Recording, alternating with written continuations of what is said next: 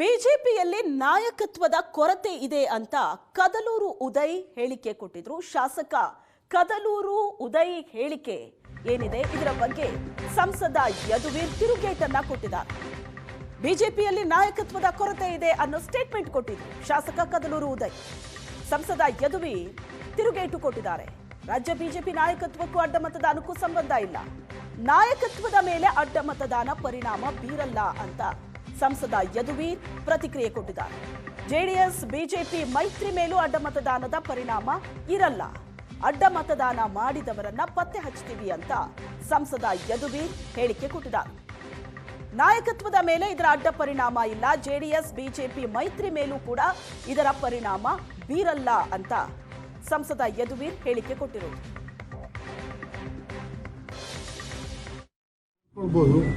ಅವ್ರಿಗೆ ಭದ್ರತೆ ಇಲ್ಲ, ಅವ್ರ ಲೀಡರ್ಶಿಪ್ಪು ಕೊರತೆ ಇದೆ. ಸೊ ಅವ್ರ ಭವಿಷ್ಯ ನೋಡ್ಕೋಬೋದು. ರಾಜಕೀಯದಲ್ಲಿ ಏನು ಇಂಥದೇ ಪಕ್ಷದಲ್ಲಿ ಇರಬೇಕು ಅಂತ ಏನಿಲ್ಲ, ಅವ್ರಿಗೆಲ್ಲಿ ಭವಿಷ್ಯದಲ್ಲಿ ಅನುಕೂಲ ಆಗ್ತದೆ ಆ ಕಡೆ ಹೋಗ್ಬೋದು. ಎಲ್ಲರೂ ಸ್ವತಂತ್ರರಿದ್ದಾರೆ. ಈಗ ಒಳ್ಳೆಯ ಒಂದು ನಾಯಕತ್ವ ಕಾಣಿಸ್ತಾ ಇದೆ, ಸ್ಪೀಡ್ ಆಗಿರೋ ನಾಯಕತ್ವ ಕಾಣಿಸ್ತಾ ಇದೆ. ಸೊ ಬರಲಿ, ಎಲ್ರಿಗೂ ಸ್ವಾಗತ. ಬಂದು ಕ್ಷೇತ್ರಕ್ಕೆ ಅಭಿವೃದ್ಧಿಗೂ ಕೂಡ ಸಹಾಯ ಮಾಡಿಸಿ ಭರವಸೆ ಕೊಟ್ಟಿದ್ದಾರೆ. ಯಾರಿಗೆ ಯಾರು ಮಾಡೋರು ಅಂತ ಗೊತ್ತಿಲ್ಲ, ಹೆಂಗ್ ಭರವಸೆ? ಇದು ಗೌಪ್ಯ ಮತದಾನ, ಯಾರು ಮತದಾನ ಮಾಡೋರು ಅನ್ನೋದು ಮಾಹಿತಿ ಇಲ್ಲ. ಸೊ ನೀವು ಹೆಂಗೆ ಅದನ್ನ ಅವ್ರಿಗೆ ಅಂತ ನೀವು ಅನುದಾನಕ್ಕೋಸ್ಕರ ಮಾಡೋರು ಅಂತ ಹೆಂಗೆ ಹೇಳ್ತೀವಿ? ಸರಿ, ಅವ್ರಿಗೇನು ಬೇಕೀಗ?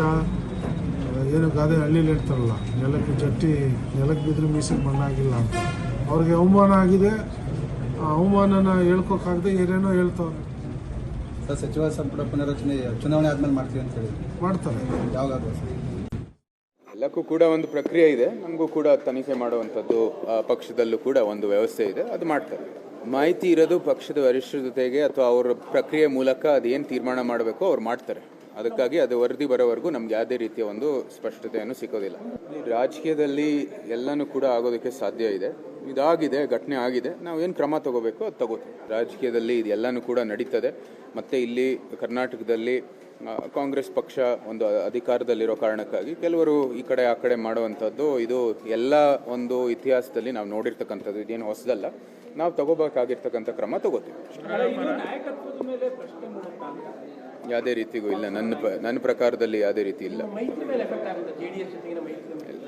ನೋಡಿ, ಎಲ್ಲನೂ ಕೂಡ ಇವತ್ತು ಒಳ್ಳೆ ರೀತಿಯಲ್ಲಿ ನಡ್ಕೊಂಡು ಮುಂದುವರಿತಾ ಇದೆ.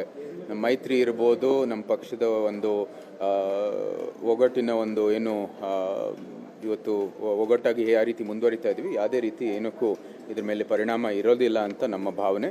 ನಾವು ಮೈಸೂರಿನಲ್ಲಿ ಇರ್ಬೋದು, ಕೊಡಗಲ್ಲಿರ್ಬೋದು, ಮತ್ತು ಸುತ್ತಮುತ್ತ ಇರ್ತಕ್ಕಂಥ ಎಲ್ಲ ಜಿಲ್ಲೆಗಳಲ್ಲೂ ಇರ್ಬೋದು, ಒಳ್ಳೆ ರೀತಿಯಲ್ಲಿ ಸಂಘಟನೆ ಮಾಡಿಕೊಂಡು ಮುಂದುವರಿಯೋದಕ್ಕೆ ಇದು ಯಾವುದೇ ರೀತಿ ಹಿನ್ನಡೆ ಆಗೋದಿಲ್ಲ. ಎಲ್ಲಕ್ಕೂ ಕೂಡ